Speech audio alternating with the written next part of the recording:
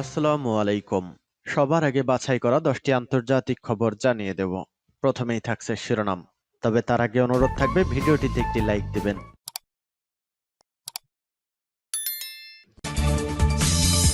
জানিয়ে দিব এ মুহূর্ত পর্যন্ত হাতে আসা আন্তর্জাতিক গুরুত্বপূর্ণ সংবাদসমূহ। শুরুতেই সংবাদ শিরোনাম। এক অস্ত্রেই গোটা বিশ্বকে চোখ রাঙাচ্ছে ইরান। এবার জানিয়ে দিব আর দেরি নয়, ইরানকে এখনই থামাতে হবে। ইসরায়েলের পররাষ্ট্রমন্ত্রী ইসরায়েল কাতজির হুঁশিয়ারি। মোদি অমিত শাহর হাত থেকে দেশকে বাঁচাও, দেশকে রক্ষা করো, পশ্চিমবঙ্গের যুব সমাজের প্রতি মমতা ব্যানার্জির আহ্বান। এবার জানিয়ে দিব ইসরায়েলে হিজবুল্লাহর বিস্ফোরক বোঝাই ড্রোনের বিস্ফোরণ। জানিয়ে দিব গাজা থেকে মনোযোগ সরাতে ইরানের সঙ্গে উত্তেজনা বাড়াচ্ছেন নেতানিয়াহু। এবং সর্বশেষ জানিয়ে দিব ইরান উত্তেজনা বাড়াতে চায় না, পুতিনকে টেলিফোনে রাইসি। এতক্ষণ শুনছিলেন সংবাদ শিরোনাম, এখন বিস্তারিত। এক অস্ত্রেই গোটা বিশ্বকে চোখ রাঙাচ্ছে ইরান। পৃথিবীর মোট বাণিজ্যের শতকরা 80% হয় সমুদ্রপথে। ফলে আন্তর্জাতিক বাণিজ্যের ক্ষেত্রে বিভিন্ন সামরিক প্রণালী বেশ গুরুত্ব রাখে। 2021 সালে একটি জাহাজ আটকে সুয়েজ খাল 6 দিন বন্ধ থাকায় বিশ্ব অর্থনীতি $1000 কোটি ক্ষতির সম্মুখীন হয়। আর এই খালের চেয়ে বেশি গুরুত্ব রাখে মধ্যপ্রাচ্যের হরমুজ প্রণালী। এই প্রণালী ছাড়া পারস্য উপসাগর পাড়ি দেওয়ার কোনো পথ নেই। এই উপসাগর ঘিরে রয়েছে সৌদি আরব, বাহরাইন, কাতার, সংযুক্ত আরব আমিরাত, কুয়েত, ইরান, ইরাক আর ওমান। বিশ্বব্যাপী যে পরিমাণ জ্বালানি চাহিদা রয়েছে তার 15% মিটিয়ে থাকে উপসাগরীয় এ দেশ। আর প্রতিদিন যে পরিমাণ জ্বালানি রপ্তানি হয় তার 1/5 তথা 2,10,00,000 ব্যারেল অপরিশোধিত তেল রপ্তানি হয় এই পথে। বলা হয়ে থাকে উপসাগরীয় অঞ্চলে পৃথিবীর মোট জীবাশ্ম জ্বালানির প্রায় অর্ধেক সঞ্চিত আছে। পারস্য উপসাগরের নিচে এবং উপসাগরীয় এসব দেশে পৃথিবীর মোট প্রাকৃতিক গ্যাসের 40% জমা। এসব জীবাশ্ম জ্বালানি বিশ্বব্যাপী সরবরাহ করতে পাড়ি দিতে হয় হরমুজ প্রণালী। আর এই প্রণালী হয়েই এসব জ্বালানি মধ্যপ্রাচ্য থেকে এশিয়া, ইউরোপ, আমেরিকা সহ অন্যান্য অঞ্চলে পৌঁছায়। ফলে এ প্রণালী যদি বন্ধ করে দেওয়া হয় তবে থমকে যাবে বৈশ্বিক অর্থনীতির চাকা। পারস্য উপসাগরে জ্বালানি ছাড়া বহু দেশের অর্থনীতি হোঁচট খাবে। চীনের 45% জীবাশ্ম জ্বালানি আসে হরমুজ প্রণালী হয়ে। জাপানের ক্ষেত্রে এটি 48% ও দক্ষিণ কোরিয়ার ক্ষেত্রে এটি 30%। এমন পরিস্থিতি একমাত্র ইরান বাদে উপসাগরীয় প্রতিটি দেশেই আমেরিকার দাসে পরিণত হয়েছে। তাই কোনোভাবেই তেহরানের হাতে এ প্রণালীর একচ্ছত্র নিয়ন্ত্রণ দিতে চায় না ওয়াশিংটন। এমনকি গুরুত্বপূর্ণ এই নৌপথ রক্ষায় উপসাগর জুড়ে গড়েছে অসংখ্য সামরিক ঘাঁটি ও স্থাপন করেছে পঞ্চম নৌবহর। মধ্যপ্রাচ্যে আমেরিকাকে ঠেকাতে দূরপাল্লার ক্ষেপণাস্ত্র সহ হাইপারসনিক ক্ষেপণাস্ত্র তৈরি করেছে ইরান। এমনকি মজুত রয়েছে বিপুল পরিমাণ জল মাইন। আর দেরি নয়, ইরানকে এখনই থামাতে হবে।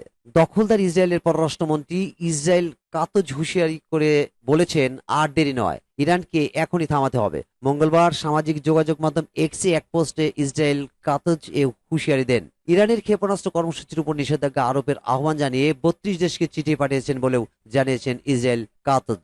তিনি বলেন, আজ সকালে আমি 32টি দেশকে চিঠি পাঠিয়েছি এবং ইরানের ক্ষেপণাস্ত্র কর্মসূচির উপর নিষেধাজ্ঞা আরোপের দাবিতে বিভিন্ন দেশের পররাষ্ট্রমন্ত্রী এবং বিশ্বের শীর্ষস্থানীয় ব্যক্তিদের সঙ্গে কথা বলেছি। ইরানকে প্রতিহত এবং দুর্বল করে দিতে দেশটির ইসলামী বিপ্লব গার্ড বাহিনীকে সন্ত্রাসী সংগঠন হিসেবে তালিকাভুক্ত করার জন্য আহ্বান জানিয়েছেন তিনি। 1 এপ্রিল সিরিয়ার রাজধানী দামেস্কে ইরানের কনসুলেটে ক্ষেপণাস্ত্র হামলা চালায় ইসরায়েল। এ হামলা ইরানের বিপ্লবী গার্ড বাহিনীর বিদেশে কার্যক্রম পরিচালনাকারী কোচ ফোর্সের জ্যেষ্ঠ commander brigadier general Mohammad Reza Zahedi সহ কয়েকজন সামরিক কর্মকর্তা নিহত হন। বদলা হিসাবে ইরান গত শনিবার রাতভর ইসরায়েলের শত শত ড্রোন ও ক্ষেপণাস্ত্র হামলা চালায়। ইরানের বেশিরভাগ ড্রোন ও ক্ষেপণাস্ত্র ইসরায়েলি ভূখণ্ডে পৌঁছানোর আগেই ধ্বংস করা হয় বলে দাবি তেল আবিবের। ইসরায়েলকে হামলার মধ্য দিয়ে বদলার বিষয়টি রফা দফা হয়ে গেছে বলে মনে করছে ইরান। তবে ইসরায়েলি সামরিক বাহিনীর chief of staff lieutenant general Herzi Halevi বলেছেন, ইরানের হামলার জবাব দেওয়া হবে। ইরানের হামলার জবাবে ইসরায়েল ঠিক কি পদক্ষেপ নেবে তা নির্দিষ্ট করেননি জেনারেল হার্জি। তাছাড়া কবে কখন ইসরায়েলি জবাব দেবে তার কোনো সময়সীমাও তিনি উল্লেখ করেননি। ইসরায়েলি মিত্ররা ইরানের হামলার তীব্র নিন্দা জানিয়েছেন। তবে তারা এই হামলার পরিপ্রেক্ষিতে ইসরায়েলের প্রধানমন্ত্রী বেঞ্জামিন নেতানিয়াহুর সরকারকে সংযত দেখানোর আহ্বান জানিয়েছেন।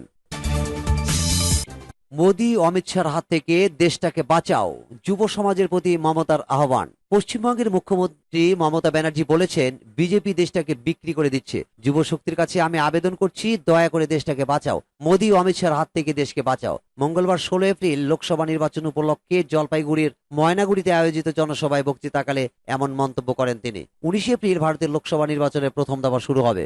এদিন পশ্চিমবঙ্গের উত্তরবঙ্গে প্রথম দফায় ভোট গ্রহণ। জাতীয় নির্বাচন কমিশনের নিয়ম অনুযায়ী প্রথম দফা নির্বাচনের প্রচার শেষ হবে বুধবার 17 এপ্রিল। প্রথম দফার প্রচারের সময় শেষ হওয়ার ঠিক আগ মুহূর্তে জলপাইগুড়িতে জনসভা করেন মমতা ব্যানার্জি। সভা থেকে তিনি বলেন, বিজেপি হচ্ছে পকেট মারের দল, মানুষের পকেট কাটছে আর নিজেদের পকেট ভরছে। উত্তরবঙ্গে প্রধানমন্ত্রী নরেন্দ্র মোদী এলেন, কিন্তু এখানকার মানুষের দুঃখের কথা শুনলেন না। আপনারা বারবার বিজেপিকে ভোট দিয়ে যাচ্ছেন আর তারা আমাদের পকেটগুলো আটকে রাখছে। ভোটের বাক্সে আপনাদের অধিকার আছে, বিজেপিকে বন্ধ করে দিন। মোদী সরকার থাকলে আগামী দিনে ভারতে কোনো নির্বাচন থাকবে না, one nation one party, one nation one man থাকবে। সংশোধিত নাগরিকত্ব আইন সিএএ ও ইন্ডিয়া জোট নিয়ে মমতা বলেন, আমরা থাকলে সিএএ করতে দেব না, এনআরসি করতে দেব না। তৃণমূল কংগ্রেস ইন্ডিয়া জোটে আছে, এখানে কংগ্রেস আর সিপিএম এর লোকজন বিজেপি করে, আর তৃণমূলকে ইডি, সিবিআই, এনআইএ এর বিরুদ্ধে লড়তে হয়। কেন্দ্র বাংলাকে বঞ্চনা করে, তার বিরুদ্ধে আমাকে লড়তে হয়। বিজেপি দেশটাকে বিক্রি করে দিচ্ছে, এমন অভিযোগ তুলে তরুণ প্রজন্মকে মমতা বলেন, ইয়াং জেনারেশন তোমরা কি প্রতিবাদ করবে? বিজেপি দেশটাকে বিক্রি করে দিচ্ছে।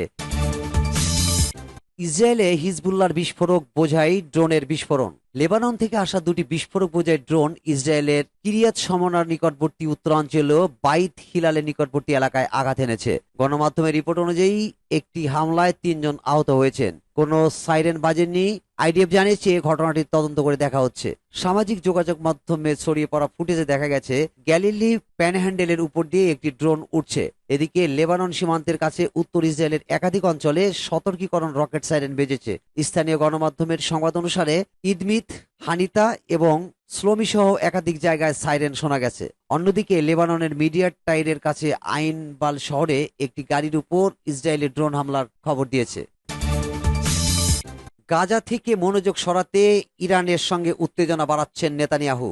জর্ডানের পররাষ্ট্রমন্ত্রী আইমান সাফাদি বলেছেন, আন্তর্জাতিক সম্প্রদায়ের উচিত ইসরায়েলের প্রধানমন্ত্রী বেনিয়ামিন নেতানিয়াহুকে ইরানের সঙ্গে সংঘাত বাড়িয়ে গাজা থেকে দৃষ্টি সরিয়ে নেওয়া থেকে বিরত রাখা। বার্লিনে জার্মান পররাষ্ট্রমন্ত্রীর সঙ্গে এক সংবাদ সম্মেলনে সাফাদি বলেন, ইরান তার কনসুলেটে হামলার জবাব দিয়েছে এবং ঘোষণা দিয়েছে যে তারা আর উত্তেজনা বাড়াতে চায় না। তিনি বলেন, আমরা উত্তেজনা বৃদ্ধির বিরুদ্ধে। নেতানিয়াহু গাজা থেকে দৃষ্টি সরিয়ে ইরানের সঙ্গে তার সংঘাতের দিকে মনোনিবেশ করতে চান। উল্লেখ্য, জর্ডানের বিমান বাহিনীর রবিবার ভোরে ইসরায়েলে হামলার সময় তাদের আকাশসীমা লঙ্ঘনকারী কয়েক ডজন ইরানি ড্রোনকে বাধা দেয়। এনবিসির এক প্রতিবেদনে বলা হয়েছে, জর্ডান আগত ক্ষেপণাস্ত্রগুলো গুলি করে ভূপাতিত করতে ইসরায়েলি যুদ্ধ বিমানকে তাদের আকাশসীমায় প্রবেশের অনুমতি দেয়। দুই দেশের যোদ্ধাদের মার্কিন সামরিক বাহিনী দ্বারা সমন্বয় করা হয়েছিল বলেও জানা গেছে। ইরান উত্তেজনা বাড়াতে চায় না, পুতিনকে টেলিফোনে রাইসি। ইরানের প্রেসিডেন্ট ইব্রাহিম রাইসি টেলিফোনে রুশ প্রেসিডেন্ট ভ্লাদিমির পুতিনের সঙ্গে কথা বলেছেন। আলাপে রাইসি বলেছেন, ইসরায়েলের উপর তেহরানের হামলা ছিল সীমিত আকারে এবং ইসলামী প্রজাতন্ত্র ইরান উত্তেজনা বাড়াতে আগ্রহী নয়। ক্রেমলিন বলছে, পুতিন আশা প্রকাশ করেছেন সব পক্ষই যুক্তিসঙ্গত সংযম দেখাবে এবং সংঘাতের পতন রোধ করবে। সংঘাত পুরো অঞ্চলের জন্য বিপর্যয়কর পরিণতি ডেকে আনতে পারে বলেও আশঙ্কা প্রকাশ করেন রুশ প্রেসিডেন্ট। এদিকে ইরানের এক কর্মকর্তা বলেছেন, ইসরায়েল যদি প্রতিশোধ দেওয়ার চেষ্টা করে তাহলে তার দেশ কয়েক সেকেন্ডের মধ্যে তার জবাব দেবে। ইসরায়েলের উপপররাষ্ট্রমন্ত্রী আলী বাঘেরি কানি বলেছেন, ইরানের বিরুদ্ধে ফের কোনো পদক্ষেপ নিলে ইসরায়েলকে দৃঢ় ও কঠোর জবাব দেওয়া হবে। বাঘেরি কানি বলেন, দামেস্কে ইরানি কনসুলেটের পাশে একটি ভবনে ইসরায়েলি হামলার জবাবে ইরানের প্রতিক্রিয়া জানিয়েছে। ইহুদিবাদী সরকার ফের কোনো পদক্ষেপ নিলে ইরান অবিলম্বে আরো শক্তিশালী প্রতিক্রিয়া জানাবে। এবার আর 12 বা 13 দিন অপেক্ষা করবে না। উল্লেখ্য, সিরিয়ায় ইরানের কনসুলেটে হামলা 13 দিনের মাথায় ইসরায়েলের রকেট ও ক্ষেপণাস্ত্র হামলা করে তেহরান।